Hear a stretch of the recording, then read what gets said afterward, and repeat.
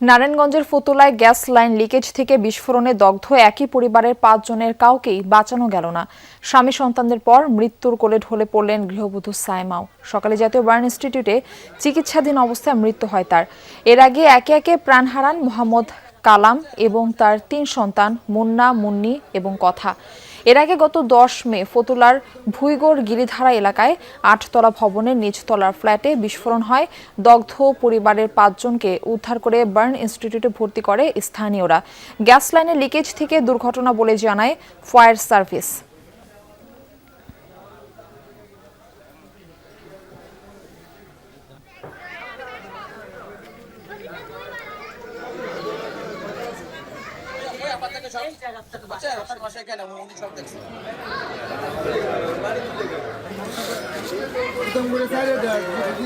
নারায়ণগঞ্জের ফতুল্লা থেকে যুক্ত হচ্ছেন আমাদের সহকর্মী আমির হোসেন স্মিথ। সাইমার জানাজা কখন নাগাদ হবে এবং দাফন করা হবে কোথায়?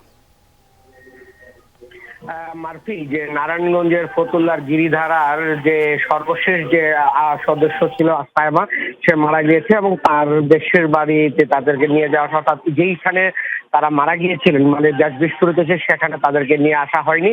তাদেরকে গ্রামের বাড়িতে নিয়ে যাওয়া হয়েছে বলে আমরা জানতে পেরেছি। তবে আমি যে বাড়িটিতে আছি, এই বাড়িটির পেছনে কিন্তু গ্যাসের চাপ বেশি থাকার কারণে ভয়াবহ বিস্ফোরণ ঘটে এবং সেখানে একই পরিবারের যে ৫ জন সবাই দগ্ধ হয়েছেন এবং সবাই কিন্তু মারা গিয়েছেন। পুরো ফ্যামিলিটি আসলে নিঃশেষ হয়েছে। একটি হৃদয় বিদারক দৃশ্য ঘটনা এবং এলাকাবাসী সবাই মর্মাহত। তারা বলছেন যে এমন একটি ঘটনা এর বাড়ির কাছে ঘটে গেছে, সেটি তারা কোনোভাবেই মেনে নিতে পারছেন না।